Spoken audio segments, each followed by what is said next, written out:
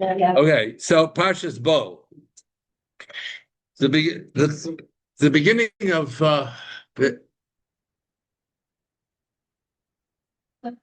the beginning of Yetzias Mitzrayim, the beginning of our leaving. Besides the actual leaving, not just the Makis and all that, although it concludes with the Makis. But I want to talk about a particular point where the Chumash says like this: "Ubnei Yisrael asu kidvar Moshe," and the Bnei Yisrael did as Moshe spoke, as he spoke to them. By Yishalu Mimitzrayim Klezov, and they borrowed Klei Kesef and Klezov Usmalos. They borrowed, it says, by Yishalu. They borrowed to keep. But they borrowed. And they borrowed from Mitzrayim silver utensils, gold utensils, and even clothing.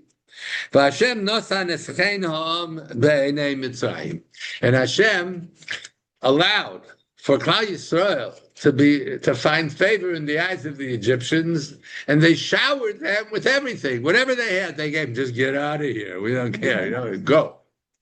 Vayashilam vayanatzlu es Mitzrayim.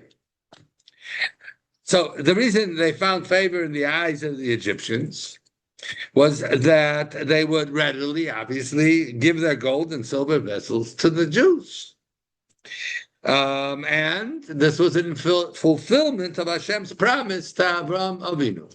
Because Avram Avinu, Hashem said to him, Yadoa Teda, ki ger yazacha beretz lo lahem, they'll be strangers in a land that isn't theirs. V'yanu osam, arba meir shana, 400 years. But, achakain, they're going to leave with an enormous amount of property, of money, whatever. So the obvious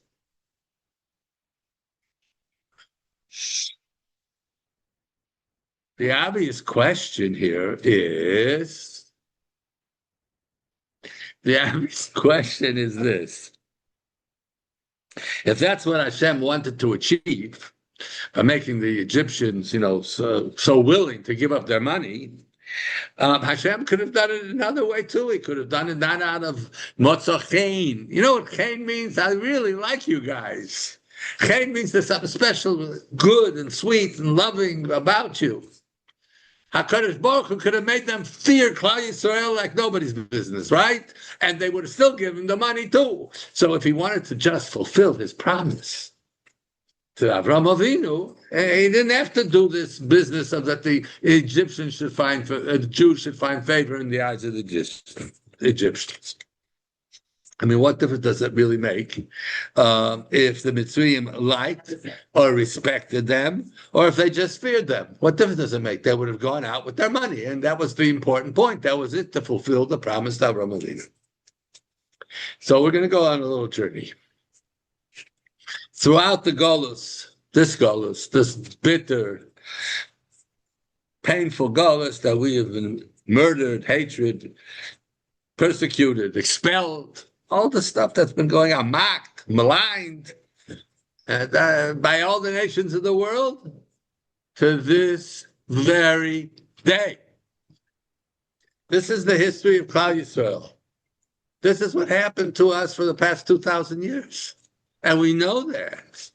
Anyone that has an awareness of what Klal Yisrael has suffered throughout the centuries, we've had a respite for 50, some odd, 80 years. We had a respite.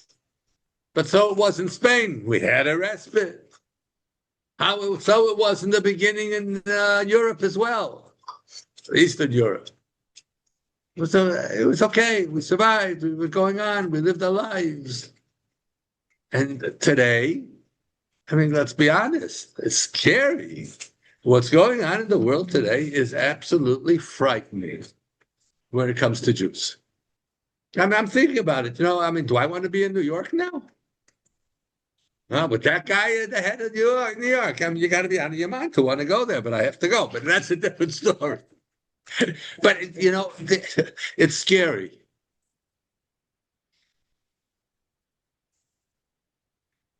And we, the Jews, over this period of time, developed a very hard shell, with defenses, not to absorb it, to continue on, to take the mocking, the derision, and didn't allow us most of the time, except up until before the Second World War, when we wanted to assimilate completely with everybody. So we have to be careful. We have to be careful that this is the way it was really meant to be. That Jews should just, turn the other cheek. What's the word in England? What do they say? Put another, whatever it is. You know what I'm saying? Turn the other cheek, right? I mean, all right? That guy is a guy. I mean, that's been the attitude. The Torah says just the opposite. I mean, we don't think for a moment, don't fool ourselves that if we are able to serve HaKadosh Baruch Hu in spite of all that, imagine how good our avodah is. It's probably just the opposite. But the pasuk says just the opposite. It says like this: Ushmartem v'asisem. Do your mitzvahs, guard the mitzvahs, do it. Ki hi chochmaschem ubinaschem. It's your wisdom. It's your great intellect. For the world to see. They'll see all the things that we do, and there are those individuals that have seen it. That the way it should have been is that we should have earned the respect of all the Goyim, not their derision. So clearly, the Torah attaches very much importance to the honor and the respect that the non-Jewish world gives to us. The Netziv was the head of the Volozhiner Yeshiva after Reb Chaim Volozhiner, his son-in-law. That's the pasuk in Bamidbar. Chai oni, Hashem takes an oath. Chai oni, as I am, as I live. V'imolei kvod Hashem es kol haaretz. That the kvod Hashem, the honor of HaKadosh Baruch Hu, should fill the world. What does that mean? That the goal of creation, the ultimate purpose of everything that exists is Yimolei Kvod Hashem is Kol Haaretz. Hashem wanted that the world should acknowledge Him, that the glory of Hashem should fill the entire earth, and that everyone should understand for their benefit. Hashem doesn't need anything. What can you give to somebody that has everything? The man who has everything, what do you buy him? My wife is still working on that. What is it that you give the man that has everything? V'havdol elef hadolos, right? A Gemara. But what if you have? But he doesn't have everything. He doesn't have that Gemara. But if he had everything, could you add anything to it? No. So HaKadosh Baruch Hu has everything. There isn't anything HaKadosh Baruch Hu does not have. There is not anything that HaKadosh Baruch Hu is lacking. Otherwise, he wouldn't be HaKadosh Baruch Hu. The essence of our emunah is there's no limitation.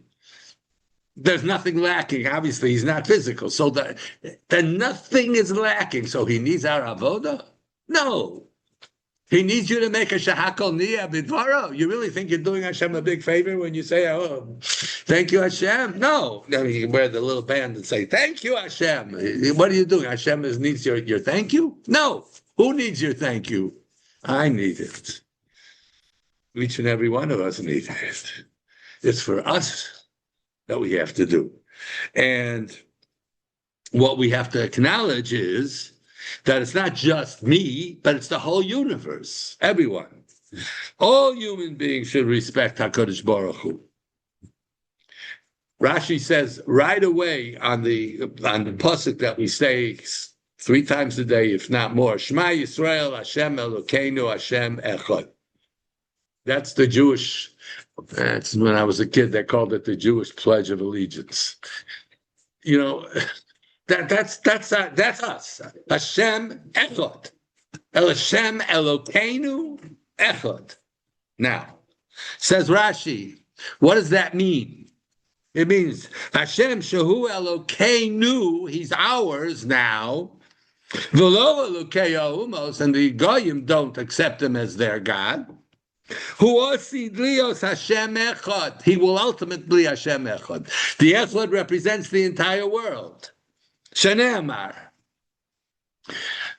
The Navi Tzfanya says like this: Oz, at the time of the Geula, Afoch Elohamim, I will reverse the nations.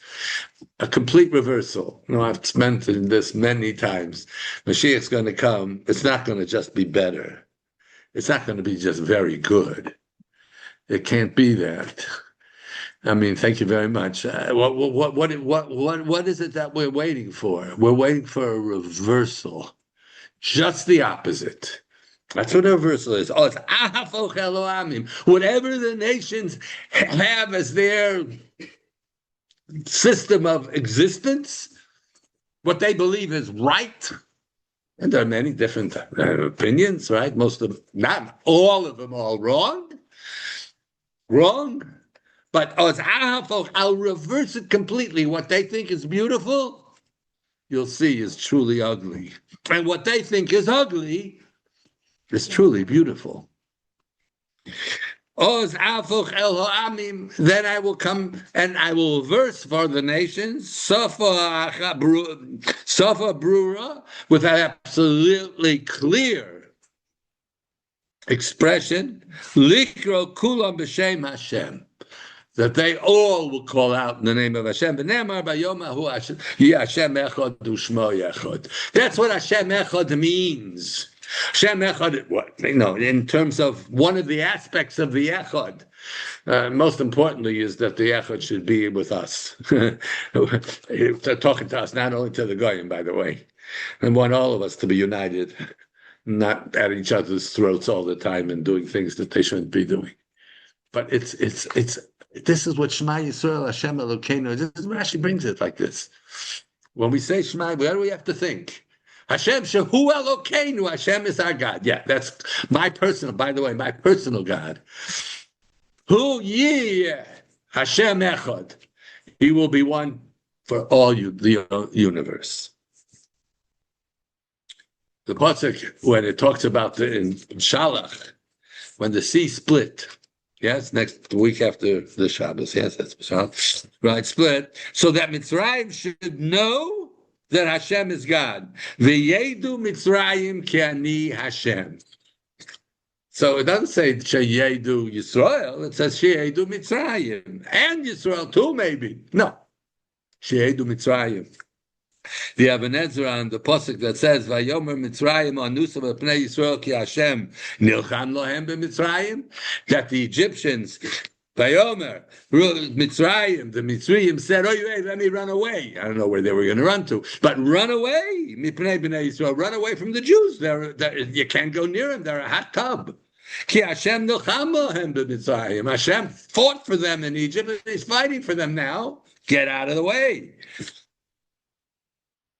This says, who is it, the Even Ezra? It even refers to those Egyptians that were drowning in the sea. They were drowning already, right? How much longer did they have to acknowledge anything? Seconds, a minute. They're about to be all swallowed up by the sea. And that second that they had a little bit of intellectual acknowledgement and consciousness, they had to acknowledge that there's a bunch of them. Even they went down into the sea acknowledging HaKadosh Baruch Hu in the few seconds that they were still alive. You don't have to be Jewish to go to heaven. That's what Jews say. You know what the advertisement in New York was? You don't have to be Jewish to like Levi's rye bread. I mean, that's and I thought it's silly, right? What is Jews and rye bread? I mean, I don't understand exactly, but okay. I don't know. Anyway, I'm not going to get into that part of it, but you don't have to be Jewish to get to Gan Eden, as long as you do what you're supposed to do. A guy is supposed to do what a guy is supposed to do. He's supposed to behave in a way that's normal. Humility, not like Bilam. Okay, don't be and he was a prophet. Don't be. I just learned that Mishnah today with the men. Don't be like Bilam. He was a prophet. He had an iron raw. He had an evil eye. What does that mean? Oh, the evil eye. We put an evil eye on there, right? No. An evil eye means you can't stand that anybody has something that you don't have. That's an evil eye. And worse than that, it's not that I want what you have, but I want it. I don't want you to have it. I want to have it. That's an evil eye. And that we saw all the whole time. He wanted more and more and more and more. You know, he said, God told me I can't go because I can't go with these. His message was, I'm not going to go with these guys. They're just below me. Send me better officers, then I'll go with them. That was Bilam. A guy can be a human being. And that's what HaKadosh Baruch Hu created, by the way. He didn't create Jews. He created human beings. And we have to know that.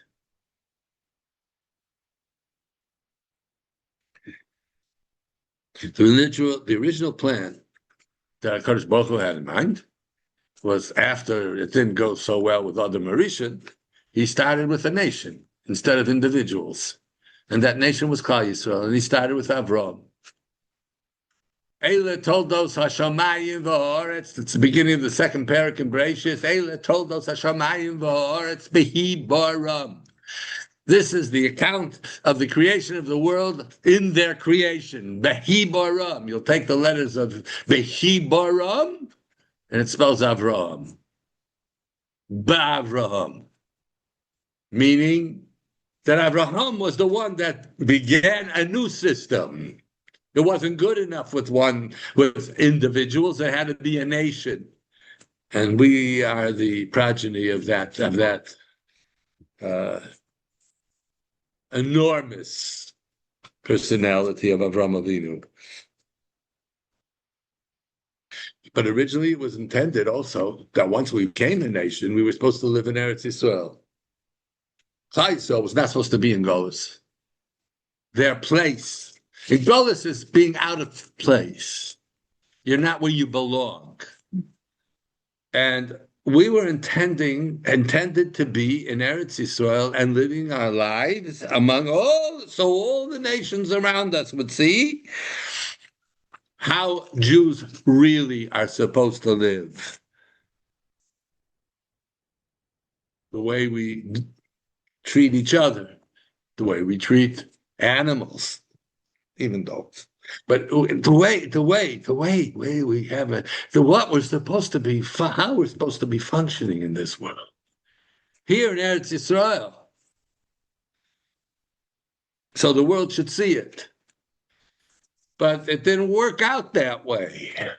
Because we chose not to do what we are supposed to do, and therefore we had to be sent to learn a very, very difficult lesson that's lasted over 2,000 years. 70 wolves, one nation, one little shepsala, one little kid, a goat, a lamb, among 70 wolves. Do you know what that is? And guess what? We're still here.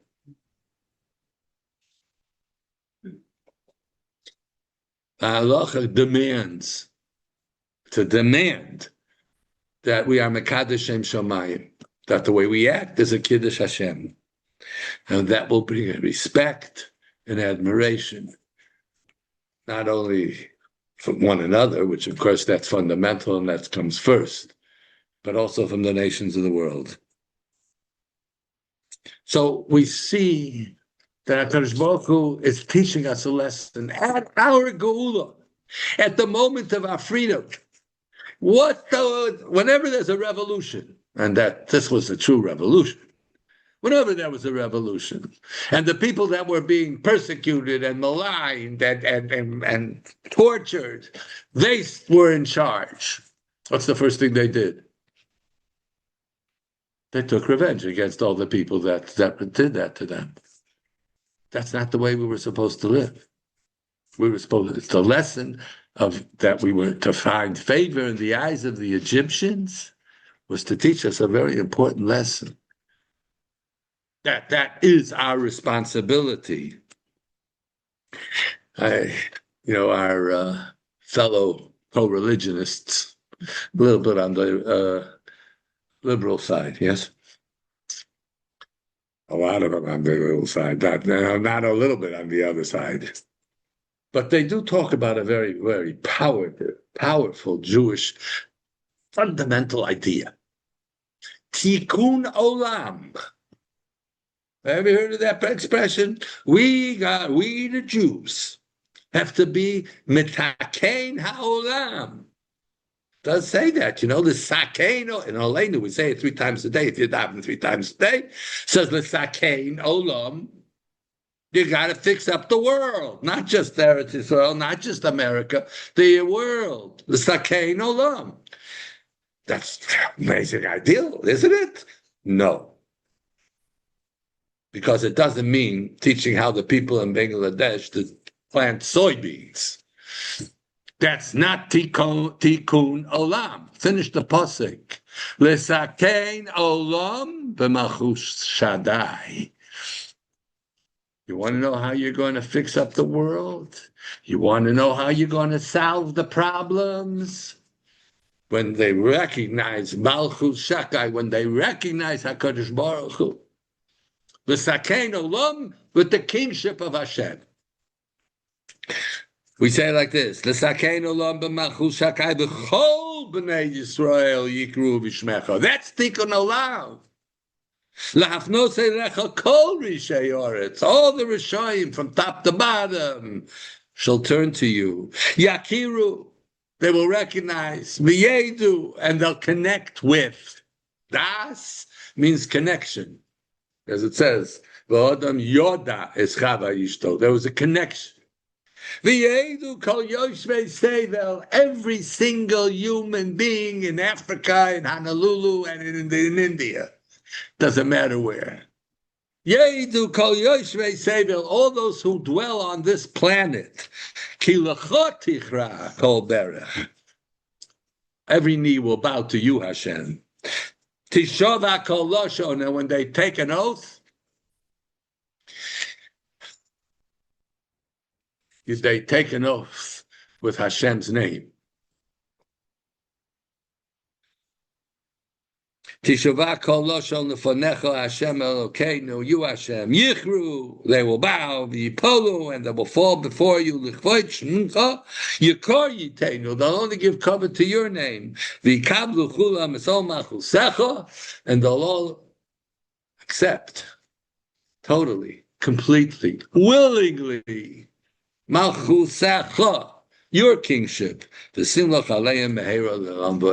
we only paid attention to what we say in Olenu, Alavai, that should happen.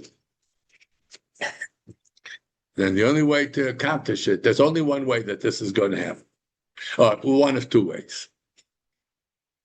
Doesn't mean that it'll happen when Mashiach comes. That will be there'll be total reversals. It'll be a total world revolution. But there's another way, and that is if we fulfill our mitzvahs properly.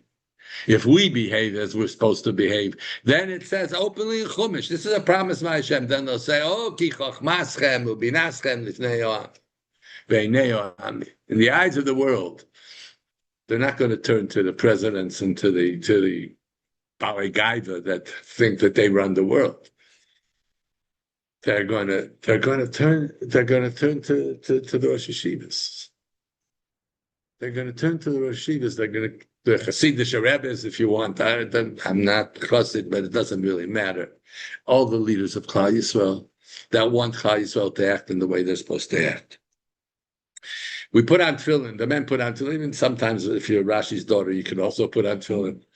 But we put tefillin on every day. And the pasuk says, "V'ro kol amei oretz," and all the nations of the world will see ki shem Hashem nikra olecha, that the name of God is imposed on you.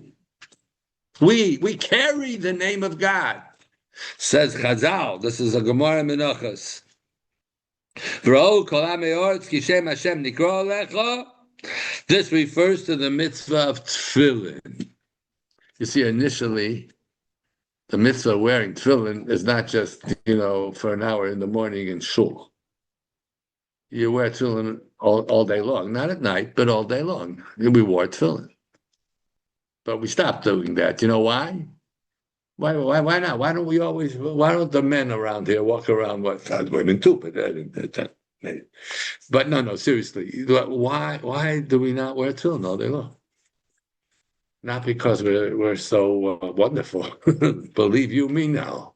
We can't, because to wear tefillin, you have to be careful how you act, how you speak, how the cleanliness of your body, everything. You're wearing Shema Yisrael Hashem Elokeinu Hashem Echad, these parshas of Shema and Yoim Shemoah on your arm, on your heart, next to your heart, next to your brain, next to all of that. We're not yet there. The Gra used to wear it most of the day. Most of the day.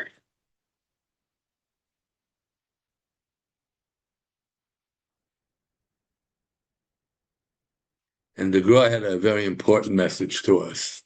Yes, we're supposed to wear the tefillin all the time, but not only on the outside of our head, but also to achieve and internalize what the tefillin are saying. Would we could do that? That's what a world it would be. Imagine the Knesset. If everybody in the Knesset were wearing tefillin while they were calling each other names. Think about it. This is not the way it was intended to be.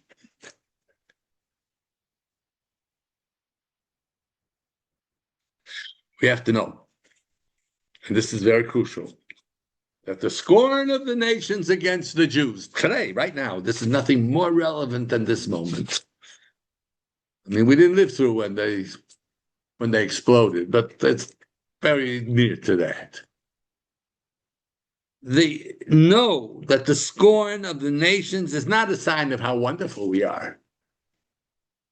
It wouldn't have happened if we weren't lacking in our service to HaKadosh Baruch Hu. We have failed. We're not doing the right thing. Our lives are not filled with Kedusha. If we were to live our lives the way it ought to be, the entire world would want to share our positions and our ideas and our ideals. So during the first Geula, which was Mitzrayim, which we're going to be reading in the Parsha, that was the model of all future Geulas, specifically ours to this day. They found favor in the eyes of the Goyim, of the nations, the Mitzrayim, and everyone else except Amalek. But let me share with you that. We can talk about it on Purim. But I'll share with you one point. Bilam, when he talked about Amalek, he said, Reishis Goyim Amalek Achriso Adei Oved. The beginning, the first, were Amalek, and their end, in their beginning, Reishis Goyim Amalek, they were the first. And in the end, Adei Oved, they will be obliterated. They will be, what is it called? There'll be nothing left. Yeah, obliterated, I wanted to say, but no, I meant, when all the cells just cease to be. What, I don't know. Come on, help me. You got the idea? Okay, thank you. They will cease to exist. Okay, is that good? But total, vaporized, that's the word. You see, it comes. Wait till you get to be my age, you'll see. Vaporized. Vaporized. Gone. Finished. There's nothing. There won't be anything there. Why? Because they were Reishis Goyim. What do you mean Reishis Goyim? The rest of the world was what I'm talking about right now. That's what took place at Mitzrayim, and that was the way it's supposed to be. It's very interesting. Time of Mashiach is supposed to be a time of tikkun, a time of perfection, a time of correction of everything. All those mistakes and everything that was wrong should be right. That's what Achris Yamim is all about. That's what the Achris Hayabim is all about. However, people have to be able to be corrected. Amalek can't be corrected. Period. There's no correction for Amalek. There'll be correction for every single other person of the world, but not Amalek. And the reason is this: because it's the time of correction, because it's a time of perfection, where things will be right. In order for it to be right, you have to realize that what you were doing up until now is wrong, a reversal. Amalek has the quality of a letz. A letz is a scoffer. A letz doesn't recognize anything that is chashuv, anything that really matters. They'll make fun of everything. You know what a clown is called in Hebrew? Leitzan. Why is he called a leitzan? Because he makes fun of everything. That's why it's a leitzan. Let's take, says the Chazal. Let's take Pesiyarim, when the let's get smitten and knocked down and shown. He doesn't take the lesson. The other people who watch, they take the lesson. But Molech will not take the lesson. Got off a little bit on a tangent here, but the point I want to make to you is that at the end of the Golus, in times of Mashiach, that's where it's going to be. And that's why in Mitzrayim it had to be that way. Hashem did not want that they should give the money and jewels and garments and everything out of fear. He wanted to give to us Shamatzu. They appreciated who Klal Yisrael were. And appreciating who Klal Yisrael, who we were, is the prototype of how it's supposed to be as Jews. That the nation, we should live in such a way that there shouldn't be all this, what they call anti-Semitism. So,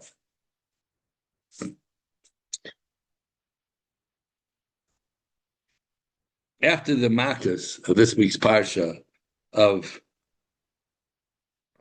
Arba, when the Makkah of Arba was completed, so Vayushav es Moshe, they brought Moshe back to Paro. He commanded that Moshe and Aaron come back. Vayushav es Moshe ves Aaron el Paro, Vayomer aleihem. Okay, enough. I've had enough. Okay, you want to do your thing. You want to act your way. Go on, do what you're going to do. But miva miha holchim. Who's going? Who are going to be the ones that are leaving? I want to know. Give me an accounting. Vayomer Moshe, binareinu bizkeinenu neilech. We're going to go with our youth, with our elderly. Bonenu, uvnoseinu, our sons, our daughters, bitzonenu, our flock, ubizkarenu, and our herds, nelech, total, complete. Kichag Hashem lanu. It's going to be a time of celebration with Hashem. Now, number of questions here. The Maharal explains that the question is overwhelming. Because why did Paro say Miva Miholchim? Who's going to go? Moshe Rabbeinu said it 7 times at least before. Shalach es ami v'yavduni. Who's ami? Binareinu, v'zikonenu, v'nashim, v'tapenu. It's everyone, right? Shlach es ami. Send out your name. So he knew. So what was he saying? So he's saying a very interesting point. He says, what are you talking about? He didn't want to know who was going. He didn't think anybody would want to go. Why should they not want to go? They didn't want to be slaves. Why should they not want to go? You know why? Because they were so seeped in physicality. And that's the truth. They almost was lost because of it. Almost not. They were thought they were so close, and in the cesspool of Mitzrayim, they were so deeply into their physical, material things. That sound familiar a little bit? They were total, complete. Power saying, who's going to want to go? You're talking about serving God? Where's the Ruchnius? They don't have any more Ruchnius left. And Moshe answered, no. Moshe answered, we're going with our young and our old. That means, you want to know? Yes, it was, they sunk low, very, very low. But there was still a connection to their past. Children, youth, and elders. There was a connection between them. Not only was there a connection to them, but they had something that HaKadosh Baruch Hu saw that the time was to take them out of Mitzrayim, because if they lose that connection, they lose that emunah that Avraham Avinu instilled in their hearts and in their the DNA of their spirituality. We all have a spiritual part of us, and it also has quote unquote DNA. And what's in that DNA is a certain emunah in HaKadosh Baruch Hu. And don't think emunah means faith. It doesn't mean faith, and it doesn't mean even belief. It means much deeper than that. It means an awareness of the truth. And that really was down there. Now, I'm aware of the truth that there's a Dor Rabbeinu Shalom, and I can do things that isn't right. You know, I mention that all the time. How many people around here know anyone that smokes? No people who smoke? Unfortunately, what does it say on the cigarette package? You're going to die. As they state, openly, that's coming from above. You smoke, you're going to die. Eventually. Why do they continue smoking? They know it. They don't think it's a lie. I guarantee you they don't think it's a lie. So why do they... It's not DNA. It's fine. It's not in their DNA. They can ignore it. But you can't ignore what's in your DNA. And there's an emunah that we have in our DNA. And even though we're not going to do the right thing necessarily all the time, but what we have is in the Shabbos. So Hashem said, I got to take them out early because they're about to lose the DNA. What Avraham Avinu implanted in them, they're about to lose. So I got to take them out early. But that's who we are. So just as Moshe said to Paro over 3,300 years ago, he said to him, B'narenu b'zkenenu, it's as relevant today as it was then.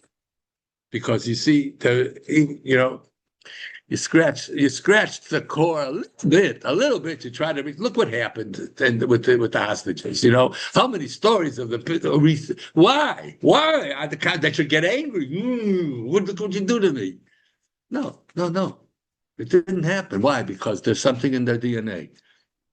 There's something in their spiritual DNA. We have remained connected to our avos. Binarenu bizkenenu. Those who lead us, those who guide us, we're connected to them. We venerate age. I mean, well, they're functioning properly. Things are going, they should go. But I would know, seriously, we venerate age. We give cover to old people, even when it's not going properly. We give cover to people, why? Because you're one step closer. You know the famous story of Yaakov Kamenetsky. On the plane, right? You don't know the story? On the plane with his son. He says, we're one step closer. The parents are one step closer to Ma'amad Har Sinai, and by you're one step closer to the monkeys. That's all. They are. Anyway. Okay, so now. So the foundation of our emunah today, where we believe the foundation is the core principles of our emunah is coming from Yetzias Mitzrayim. That's clear. That's the Ramban, and everyone recognizes that was the purpose of Yetzias Mitzrayim, to establish the principles of our emunah. And the only way we can connect to those principles that were clear in Yetzias Mitzrayim is through the generation before us, who got it from the generation before them, and the one before them, till we came to Yetzias Mitzrayim. We have a direct line. We say that. It's amazing. We sit at the Seder. I remember my father would say to us at the Seder, Kinderach, you should know I didn't write this book. I didn't write it. Did my father write it? No. I didn't write the Torah. Torah came to us from 3,000 years ago, but well, then it wasn't quite 3,000 years. But hello. That's what's kept us alive as Jews. Nothing else. But we have to connect to those events. In order to connect to the Emunah, we have to connect to the events. And what are the events? And how do we connect it? Through our avos, our chachamim. We appreciate and respect the older they are because they've lived a long time, a long, long, long life. And they've experienced so much more than the kids, than the young people. And if the young people have a sense of veneration for the older people, he said that. Paro said, he answered him once, who's going? With everybody's going, right? And now he's spelling it out. You know why we're all going? Because we've still remained with Ruchnias. How do we remain with Ruchnias? With our connection to the Avos.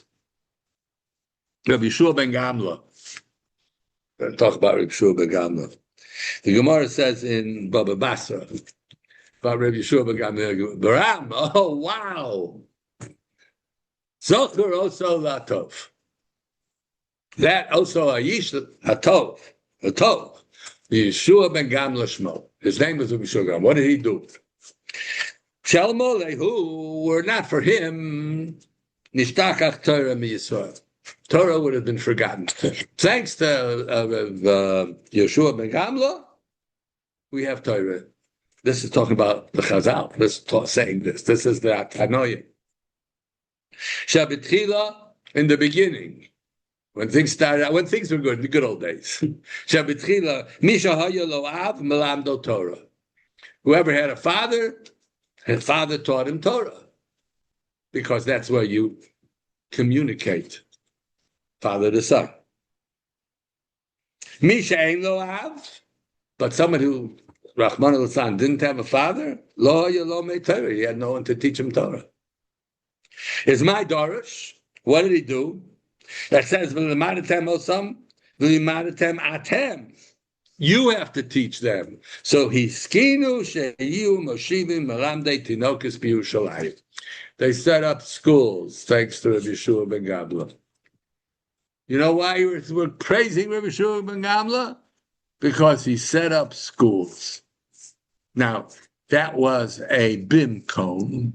That was putting Klal Yisrael, who was on life support, putting them into an incubator. Why is it? That's what it was.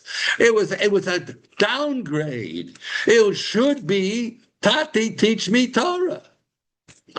The base Av became the base Medrash, thanks to Rabbi Yeshua ben Gamla. But if it wasn't Rabbi Yeshua ben Gamla, then there wouldn't have been any Torah for us to learn in the base Medrash, because nobody was teaching them Torah if they didn't have a father, and so on. So he decided that the best way to do that is to set up schools and to have rabbeim. And that's the way it worked. Now, let me ask you a question. That is basically called, a compulsory education. They forced everybody to go to school. When do you think in England, I like to look at it. In England, they determined the law of compulsory education. was an Education Act of 1944. 1944. And do they praise themselves? Wow, what a brilliant idea. Everybody has to go to school. In America, it was a little bit earlier. I picked on you because I knew that. In America, it was at the turn of the century, 1900s or something, 1915 or something like that. Hello? What the world looked at as the most glorious solution to the world's problems, education, schools. Everybody has to be educated. That means to stuff them with information like a computer. But that's not what education is. But that's not what we're going to deal with. But we saw it as never. Look, we have to go to school. Why, it's my father not teaching me Torah. The way to communicate this from parent to child, from Rebbe to Talmud, it's the only way it'll work.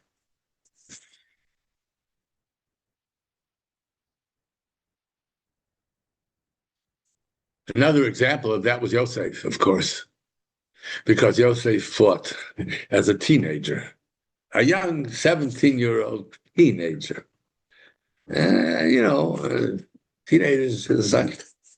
Teenagers, they were no different in terms of what their inclinations are than now. HaKadosh Baruch Hu put that into us. And he was able to resist the temptation of the seduction of Eshes Potiphera. Now, I assume, if the big shot of Mitzrayim, Potiphera, married this lady, she was a pretty good-looking woman. And she was really after him and after him and after him. And what is it that kept him from succumbing? He saw his father. He saw his father. He saw Yaakov Avinu. Right? Now, I always time that. I said this, I think, not long ago. That, you know what? I don't understand the big deal. If Yaakov Avinu would come to me, I wouldn't do any Averas also. Right? What's the big deal? If I saw Yaakov Avinu, can you imagine? No. He didn't look like Avinu. He didn't see his father that he looked like. What he saw is the image of it, the Ziv Hapanim. He saw the aura. He saw the atmosphere. What he instilled within him.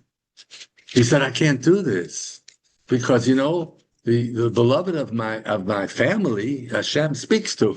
Oh, what? Hashem? Yeah, Hashem speaks to him, and I'm not going to let myself be left out because if I do this, I'm a goner. I'm not going to do it. And what's it going to do to my father? And so on and so on and so forth. What is he showing us? The connection of our life saving, the thing that keeps us going on life support is our connection to the others, to our parents, to our grandparents. Okay, so that we understand. B'na'areinu v'zkeneinu. Good. What about the tzom? Why did Moshe Rabbeinu have to say we're going with our sheep? Well, sheep were the gods of Egypt. We know that. But he also said the cows. Now, why? What's the message here? What? Did they intend to have some level of korbanot? No. No, you're too religious. You're too religious. No, that wasn't it at all. They were going to have korbanot, but they didn't have to have all of them. They were, they take all the herds and all the cows and all the sheep and all. No. They worship the cows? No, they didn't worship cows. That's in India. But no, no, we're talking about Mitzrayim now. They worship the sheep. But okay. But let me tell you something. So the Maharal famously tells what is the difference. Who were the Jews? What were they? They were shepherds. They were shepherds. Who were the Egyptians? They were farmers. They were farmers. Now, what's the difference between a farmer and a shepherd? A farmer is really very independent. I don't really need anything as long as, and especially the Egyptian farmers, because they had all the water coming out their feet. from the one from the Nile. So they didn't have to do anything. And they didn't have to establish any relationships. But a roe tzon, somebody who's a shepherd, and he has to take care of the flock, and he has to lead the flock. So he needs to take them. Here's a better pasture. There's a better. He has to meet people. He has to interact with people. That's the difference between a roe tzon and a farmer. That was, by the way, the difference between Cain and Hevel. Same thing. Now, let's put it like this.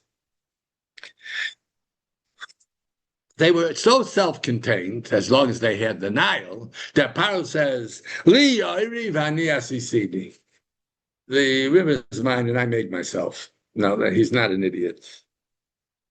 He's not an idiot, but that's what the Pasuk says. Pasuk in Yechezkel. He said, Li yoiri v'ani asisini. I made myself. What does it mean?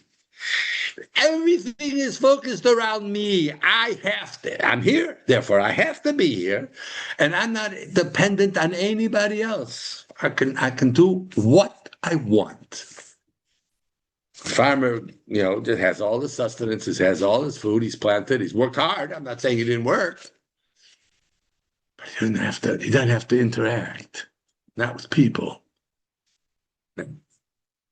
So he says, not only are we leaving with our children and our elders, but we're leaving with our sheep, because we are shepherds. And to take it one bit further, a roe tzon guides the animal. Would that we would guide the animal that's us. Would that we would guide the chomer that's pulling us, like Yosef did. But would that we would do that, then that's the lesson of our leaving Mitzrayim. Our leaving Mitzrayim was to show that we're leaving in such a way where we're going to be in control, but not in control of the world, not in control of everything coming into me, but I am in control of making sure I do what the one who is truly in control of the universe wants me to do. This is what Yetzias Mitzrayim was. It was the beginning of who we are, what we are, and what we need to be forever, till the coming of Mashiach. And when Mashiach comes, all of this will become so clear, so beautifully clear, that Hashem Hu Elokim, and as Rashi said, as we said, Shema Yisrael, Hashem Elokeinu, Hashem Echad, that here, understand, by the way, here, when we say Shema, we mean accept. The word Shmiya is an acceptance. It doesn't mean to go in here and out here. It means for it to remain. Kabbalah. And it's called actually Kabbalah's Ol Malchus Shamayim.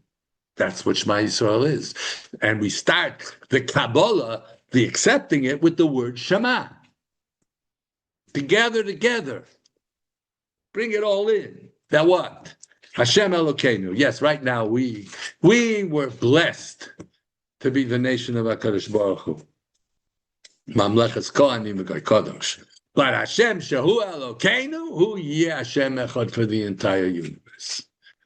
And Be'ez Hashem, we should all be zoiche to be able to see this b'mheira b'yameinu, and that it will be fulfilled with such clarity and such power and the truth. And that we should just be meriting to be able to receive that truth, and that it should become really the reality of our lives. Thank you. Wow. I wish I believed it about me. That's all I'm talking about.